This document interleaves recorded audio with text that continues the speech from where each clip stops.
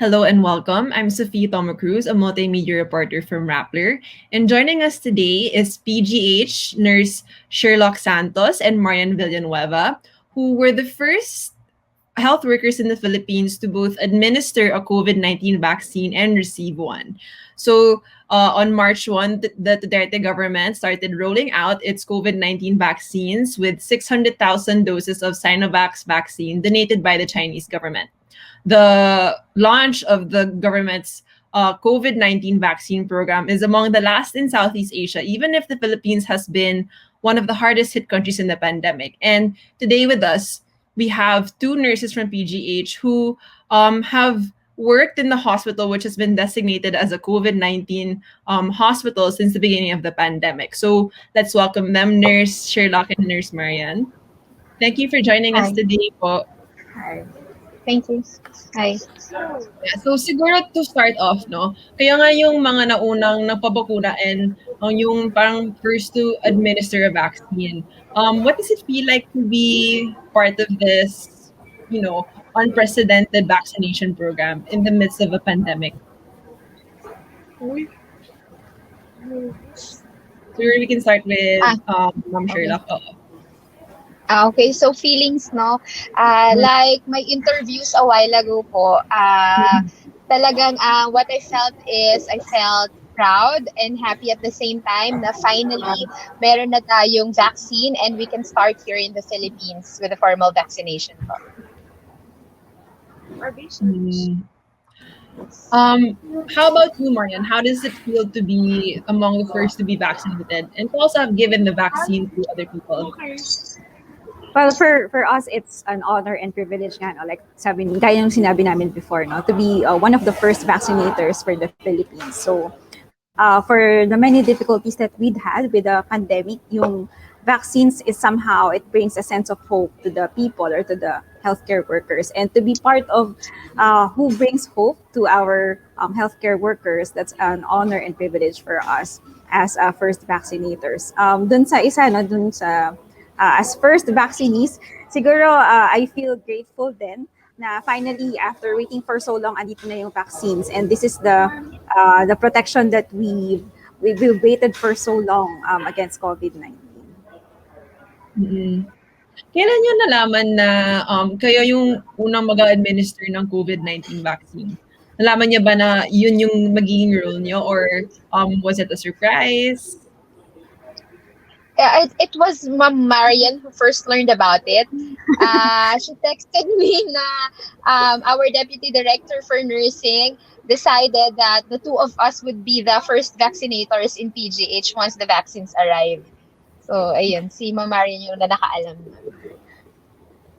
Pero Initially, kung bakit kayo yung magpapa-administer ng COVID-19 vaccine? Yes, kasi, sige, Ma'am Marian. initially kasi it was said na magte-train kami ng vaccinator. So not really as kami yung magiging vaccinators or first vaccinators, pero we were called to train vaccinators for PGH. So it was a surprise later on na kaming dalawa pala yung magbibigay ng pinakaunang vaccines dito sa atin. So kagaya ng yeah, ayun po. And additional is, kami po yung mga unang pina-attend sa DOH training. So yung sa training of trainers, kami po yung pina-attend that time. Then we were tasked to train our fellow nurses to be vaccinators din po. So kami yung trainers po ng mga panahon na yun. So I think that also prompted them to decide that the two of us would be the first vaccinators of PGH po. Actually, now that you mentioned it, kailan yung first training ng DOH for vaccinators? I think that was January 22 or towards the end of January, yung first training namin with DOH. Ano yung mga part of what kind of things do they teach you to I think because it's interesting to know that because a lot of people who aren't familiar with the work of health workers or even just vaccination or actually even those who are familiar with nurses and health workers and what they do, you wouldn't really think that kailangan pa talaga ng training para magpabakuna ng COVID-19 vaccine or anything. So, what sort of preparation goes into preparing for this kind of activity? From the So, DOH, we've had training on microplanning, risk Mhm. communication, on how to handle, how to administer the vaccines, and how to address psychological barriers. No? So maraming modules. In fact, that's 9 modules that we've went into or we've studied for under the DOH. And then after that, we conducted our own training for PGH. We've had our own lectures for our vaccinators and encoders. And then after, because we have to be familiar with all the vaccines, because aside from being vaccinators, we are also advocates of vaccination. So we have to know or be familiar with all the vaccines and what it is for. And then after that, we've had workshops on the different types of vaccines. So initially, alam niyo naman yun, we trained on how to administer the Pfizer vaccine. Then after that, we also trained on the Sinovac or the CoronaVac and the AstraZeneca vaccine. So we've had demonstration, return demonstration, and workshop just to make sure that each vaccinator will be able to administer the different vaccines properly and safely. Mahirap pa ba yung yeah. training sa mga vaccinators, Ma'am Sherlock? And yun nga, as nurses kasi po, di ba, it is expected of us to know kung ano yung i-inject natin sa pasyente natin. It is true na ito po ay bakuna, tulad rin lang ng mga ibang bakuna na ibinibigay natin sa ating mga pasyente. But we have to remember that this is a novel vaccine na kagagawa pa rin lang po. So there should be continuous learning kung ano po yung ibibigay natin sa ating mga pasyente. And with that, it is a responsibility of a nurse po. So with regards naman to the training of our nurses, ang mga difficulties lang naman po na na-encounter namin nung umpisa, syempre, is yung scheduling po nila dahil we are supposed to gather all of them at the same time. But luckily po, our department naman is very supportive when it comes to giving out nurses po as vaccinators during that time.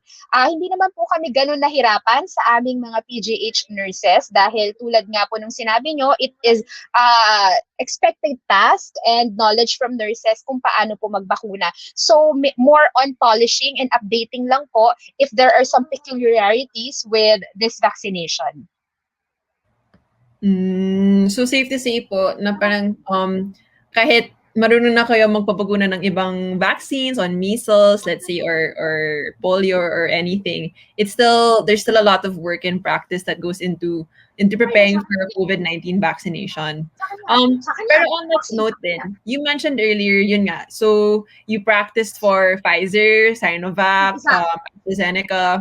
And in particular, I wanted to ask you, ano yung unang reaction nyo nung nalaman nyo na yung mga unang darating na vaccines will be from Sinovac when you were, of course, initially given the announcement that it would be Pfizer that workers in PGH would receive? Siguro, Marian, would you like to start? Ako personally, wala naman akong preference talaga kung anong vaccine yung gusto ko, no. For as long as it is approved by the FDA, okay naman ako kung ano man yung vaccine doon. Actually, for me, what matters is time, no. So kung ano yung pinakaunang vaccines, again, if that's approved by the FDA, then I would gladly accept kasi time matters when it comes to vaccination. What about for you, Sherlock? Ako naman po, yung initial reaction ko, tulad rin naman kami, Marian, nagulat din po, and at the same time, medyo kinabahan. Nung kausap ko nga yung isang head namin, sabi niya, bakit ka naman kakabahan? Sabi niya gano'n. Akala niya, may preference ako with the brand of vaccine. It's just that, ang iniisip ko lang is, yung mag-formulate na naman ulit kami ng training modules, magbabasa ulit kami kung meron pa siyang differences or similarities with Pfizer para makapagawa ulit kami ng training modules and training sessions with our fellow vaccinators. So mostly yun lang naman po yung mga concerns ko nung time na yun. Got it. Pero of course, something that was mentioned earlier also to the public was that Of course, excited lahat ng mga PGH workers to get Pfizer kasi very effective, highly effective. And of course, may mga nalabas na surveys on the preference, not necessarily the preference, but how a lot of PGH workers were willing to get vaccinated when they knew that Pfizer was the vaccine that was going to be delivered to the hospital. Tapos, of course, umaba yung preference to or likelihood of getting vaccinated after Sinovac came. Was it a hard decision for you to consider getting vaccinated with Sinovac?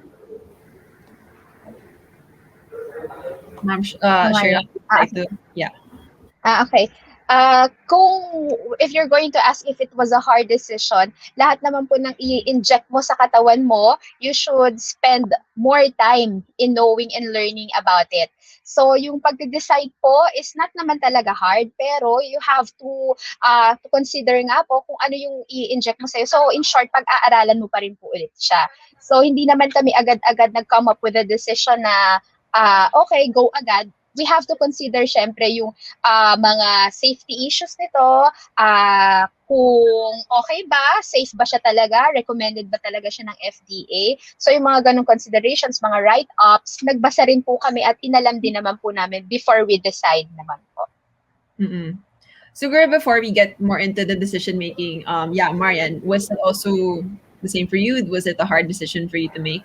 Para sa akin, hindi naman siya hard decision to make, no, to choose Sinovac, no. Kasi, well, initially, inaral namin yung Sinovac as trainers kasi we have to train our vaccinators on how to give Sinovac. And habang inaaral namin yung Sinovac, doon ko din napagdesisyonan na okay sa akin to be vaccinated with Sinovac based dun sa mga information, sa mga studies na pag-aralan namin about it. So, it wasn't a hard decision naman. Pero ano nga yung mga considerations nyo when thinking or when deciding on whether or not to get the Sinovac vaccine already? Kasi diba may option naman din kayo to get another vaccine depending whenever that arrives. Gaya ng sabi ko kanina, no, sa akin, ang primary, most important factor sa akin is time. So, ibig sabihin, everyday kasi would be a risk for me to get COVID-19, no? So, yung earliest vaccine that would come, I would gratefully accept that, no? Kung siya ay safe and effective, no? Pero with Sinovac, siguro yung nag-convince sa akin is halos pare-parehas naman sila ng efficacy. Well, if we will be comparing Sinovac to AstraZeneca, since yun yung nakita natin na available recently, or yung pwedeng maging available, so ang efficacy naman nila halos pareho lang din eh. Well, siguro for me, on a personal note, kaya ako mas convinced to take Sinovac was because ito yung traditional eh. Kumbaga, yung marami na tayong vaccines on this kind of platform na naging effective naman for us and for me, no, as I've been vaccinated also with the same platform for other kinds of illnesses. So yun, I think yung nag-convince sa akin na okay sa akin to be vaccinated with Sinovac. And yun nga po, napaliwanag din naman sa amin during a town hall meeting na we have the right to first refusal, na which means na kahit tanggihan namin itong alok ng bakuna na ito, which is alok, hindi naman talaga siya mandatory. Kapag tinanggihan namin, andun pa rin kami sa top of the line as healthcare workers. Kapag merong dumating na bagong bakuna, isa pa rin kami sa unang aalokin ulit ng bakuna na iyon. So ano yung mga considerations ko when choosing yung Sinovac nga? Unang-una is yung if FDA approved siya. And then, sa pakikinig nga namin ng town hall meeting, there are experts who attended the said meeting at lahat naman po ng mga questions namin ay well clarified naman po. So, ayun, yun po yung mga considerations namin kung bakit namin ito napili. And additional po, katulad nga kay Ma'am Marian din, I took into consideration na it uses or it utilizes a traditional technology, which is yung inactivated vaccine nga. Inactivated.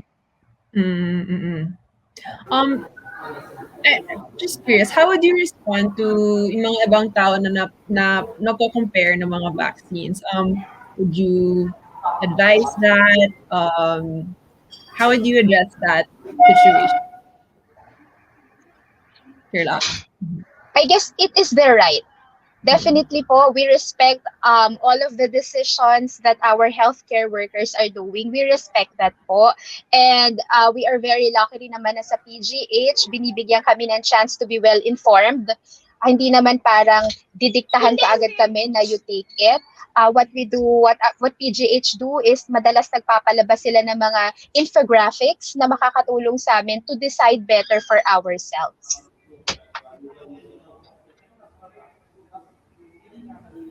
How about for you, Marian?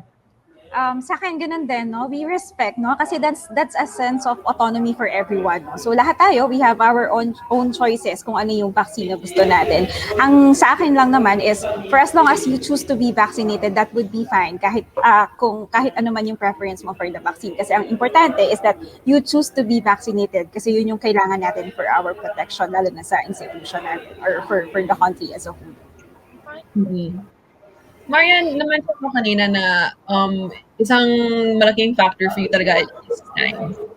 That you wanted to get vaccinated right away and as fast as possible because exposed kayo sa COVID-19. What would you but on the other hand, other people have decided to wait for more uh, studies, let's say, or wait for more experts to review Sinovac. How do you take that view, considering that time was something that was really important for you?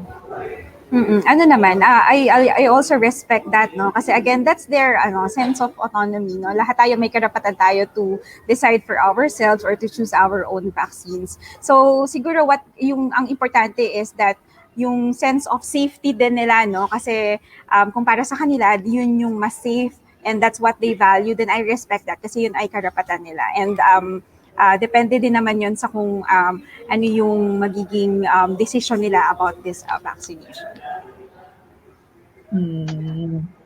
But so knowing the details about Sinovac and then of course having that experience na exposed kayo sa COVID, nasa COVID designated hospital kayo, what was something that really made you decide to get vaccinated already with Sinovac, even if may chance kayo to receive another vaccine perhaps a week or a few weeks from now? Sure. Yun tulad nga ng sabi ko po, marami kaming mga binasa regarding this. Nakinig rin naman kami sa mga experts na opinion din nga po kung ano ang tungkol dito. And kung makikita nyo lang po yung mga infographics ng PGH, they are very neutral. Meron po silang mga tables na nagkukumpara between the two para mas well-informed po kami between AstraZeneca nga and between Sinovac. So, nandun naman po yung mga information, kaya nakakapag-desisyon naman kami kung ano yung para sa sarili po namin.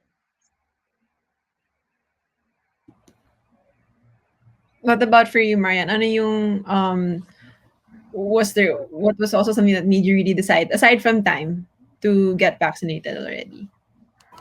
I think for me kasi I see this as a responsibility and I think para sa akin, yung pagpavaccinate ko ngayon is a part of my commitment to the institution that I'm working with. So, that's my personal value. Kaya nag-decide talaga ako na I'll be vaccinated today.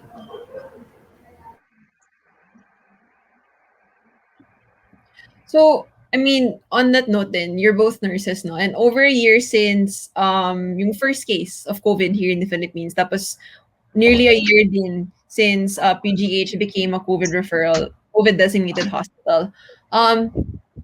As people familiar with what it's like to be in an environment na high risk, exposed to COVID-19, ano yung parang mensahe nyo sa rest of the population, rest of the public? What do you want them to remember or take away from your experience as a health worker during a pandemic? Ako muna. Sige. Ako po kasi ay head nurse ng UP Health Service. So yung UP Health Service po, ang department kung saan kami ang nag-aalaga or kami ang tumitingin sa mga empleyado ng Philippine General Hospital. At the same time, empleyado rin ng UP Manila and students from UP Manila and other UP system po. So since March, nakita po namin yung journey ng ating mga empleyado, mga panahon na sila ay nagkaroon ng COVID, yung mga sintomas na pinagdaanan nila, yung admission nila sa ospital. So, ayun, nakita po namin lahat ang mga pinagdaanan nila. So, ngayon po na meron na tayong bakuna, alam naman po nating lahat na tulad ng sinasabi ko before, hindi ito ang unang pandemic na tumama sa buong mundo. There has been history of previous pandemics. And kung pag-aaralan po natin yung history ng mga pandemic na ito, nakatulong talaga yung social distancing, yung tamang pagmamask. Tapos ngayon, latest na nga lang din yung pag-face shield natin, dagdag yan. Pero ang isa sa nakatulong talaga para mapigilan ang pandemya ng mga panahon na yun ay yung pagkakaroon ng bakuna.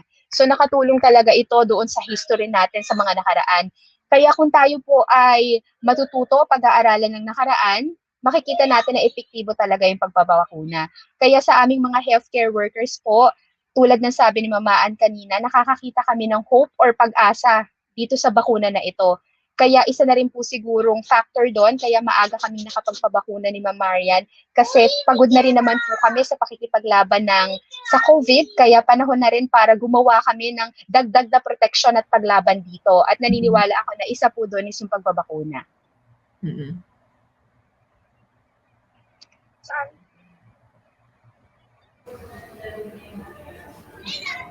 For you, Marian, oo. Okay, sige. So, I think para sa akin, no, siguro ang message ko lang is yung pagtitiwala natin at yung preference natin sa iba't ibang vaccines ay personal choice natin palagi, no. Pero sana kung ano man yung maging choice natin ay i-make sure natin na napag-aralan natin ng mabuti. Nakita natin ano ba yung dahilan natin para sa pagpapabakuna na ito.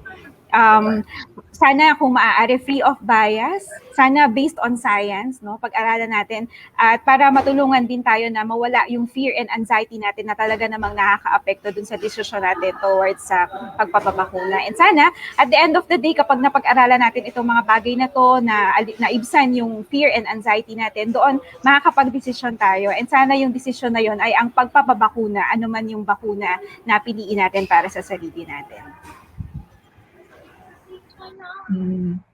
Sure, as a last question din, para naman din sa publiko na marami pang nalilito kung ano ba yung vaccine, how does that work, or ayaw talaga nila magpabakuna ngayon kasi feeling nila hindi safe or hindi siya effective. Paano mo ma-address itong mga concerns nila, not just as, I guess, as a nurse and also as somebody who has taken the vaccine? Marian? I think Mamaan is the best to answer that. Taga-trainer natin yun eh. Sa Division of Nursing Education and Training. So, tumitingin sila ng mga gaps with learning. So, department niya yun. Oo. Siguro ano lang, no, yung ma-advise lang natin for everyone, no, for every Filipino is let's try to educate ourselves using reliable sources of information. No? Yung social media natin, madami na talagang lumalabas na information, mga bagay na lalo pang nakakadagdag doon sa fear and anxiety ng mga tao. Kaya lalo silang natatakot at umaayaw sa pagpapabakuna. So, siguro ang ma-advise natin is sa susunod na mag-aaral tayo or magbabasa tungkol sa mga bakuna, iwasan natin yung mga hindi reliable na sources. Kung maaari, tingnan natin yung mga educational materials na pinapamigay or inilalabas ng Department of Health, ng WHO, ng CDC at iba pang reliable sources. Para doon, makikita talaga natin ano ba talaga itong mga vaccine na ito, para saan ito, ano yung magagawa nito para sa atin. At doon makakapag-desisyon tayo ng mas maayos towards sa pagpapabakuna. Mm-hmm. And just to wrap up, no? Also, so for some people, because Sinovac already here and something, and of course, there's news that more doses are going to arrive. A lot of people have been wary of Sinovac din because they feel like it's very political. It's been tainted by different news, different personalities. As somebody who has received that particular vaccine, how would you respond to somebody who says that they don't want to get the vaccine because they think na parang may corruption dyan, or parang hindi sila naniniwala sa Sinovac, or they just don't trust the vaccine, and the messaging that has surrounded this particular shot. How would you both address that? Tulad nga ng sabi namin kanina, yung pong mga sinasabi ng ating mga kasamahan or mga fellow Filipinos, we always respect that. We just wish po na sana they would equip themselves with knowledge po coming from reputable sources nga. Sabi nga nila, during the pandemic daw, nagkaroon din ng tinatawag nila na infodemic dahil ngayon sa mga fake news, yung mas mabilis tayong napapaniwala minsan sa mga hindi reliable na sources. So I think ang isang sagot lang naman din talaga dyan para ma-address natin yung issues na yan ng ating mga fellow Filipinos ay kailangan po nating pag-aralan talaga at tayo'y magsaliksik tungkol dito po sa bakuna para tayo ang makasagot talaga sa sarili natin kung para sa atin talaga ito. And yun nga, makinig rin po tayo sa ating mga eksperto sa larangan ng pagbabakuna po. Marian, do you like that? Gaya ng sabi ni Director kanina, no, kapag nagdesisyon tayo tungkol sa pagpapabakuna, ihiwalay natin yung politika, ihiwalay natin yung iba't ibang partido, ihiwalay natin yung administrasyon, no. Magdidesisyon tayo na ang isinasaalang-alang natin yung kalusugan natin, yung protection natin against sa COVID-19. At madami ng pandemic in the past na nalutas or na-resolve dahil nagkaroon ng bakuna. So doon siguro tayo huhugot ng pagtitiwala natin na itong bakuna na to ay pwede ring makatulong para matapos na itong pandemic na kinakaharap natin. Tama naman. So, kung hindi ka naniniwala sa mga ibang, let's say, mga official or certain personalities, going by past experience din tayo to get vaccinated and protect ourselves against the disease, COVID-19. So on that note, thank you for joining us, Sherlock, and thank you for joining us, Marian. We hope to have you again on the show next time, and keep safe. Thank you. Thank you.